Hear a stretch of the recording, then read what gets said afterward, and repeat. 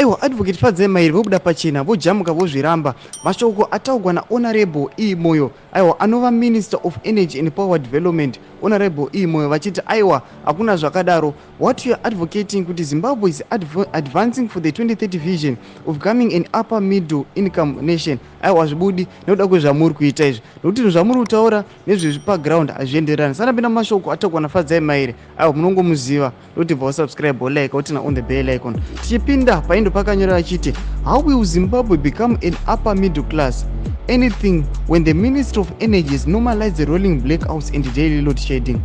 If Zimbabwe was a normal country, the Minister of Energy would have resigned ages ago because failure to ensure electricity is available for domestic and industrial use is incompetence of the highest order.